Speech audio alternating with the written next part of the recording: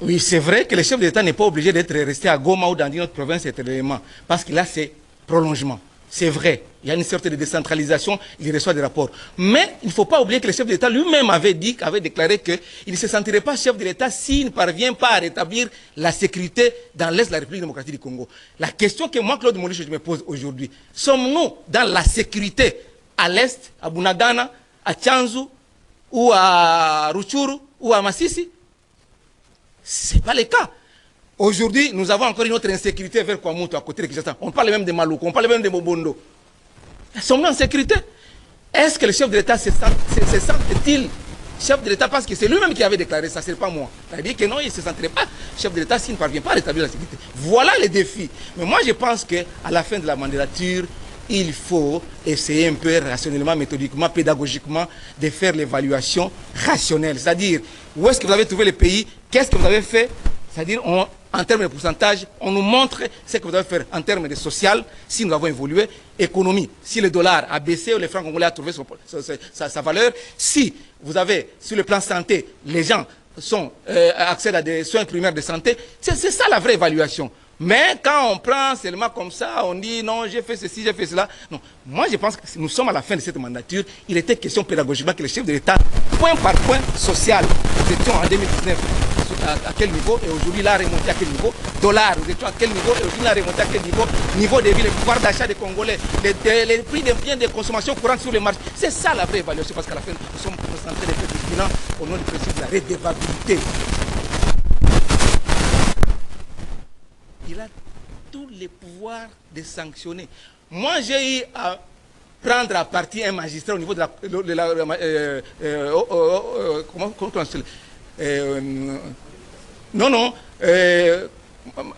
on s'appelle Conseil supérieur de la magistrature. J'ai déposé mon dossier au niveau du Conseil supérieur de la magistrature pour prendre à partie un magistrat. Moi, Claude Molicho. Mais le dossier est resté comme ça.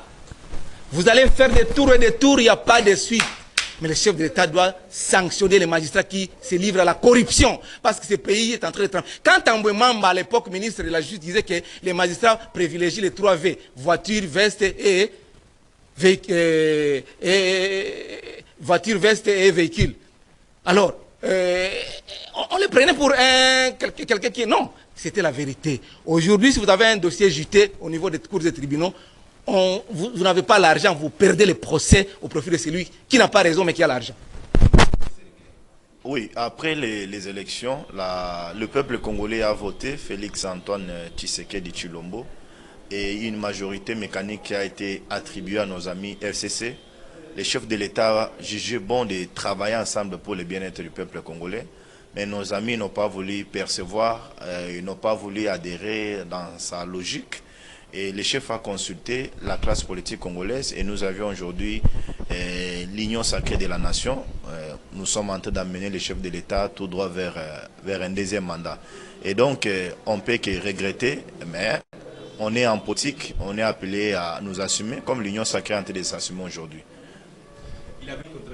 L'important aujourd'hui est que les gouvernements congolais, même le chef de l'État, est en train de disposer les moyens nécessaires, la logistique nécessaire à la disposition de nos forces armées à l'est du pays. Et aussi, il est important de féliciter ce que nos militaires sont en train de faire comme travail à l'est pour récupérer certains bastions occupés par l'ennemi. Le chef de l'État suit de très près la situation de l'est et c'est une situation qui les préoccupe.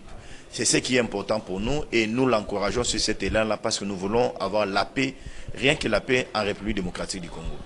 Effectivement, la justice n'est pas en train d'aider le peuple congolais. Je suis en train de parler de nos magistrats que nous avions au Congo. Vous savez, la justice élève une nation.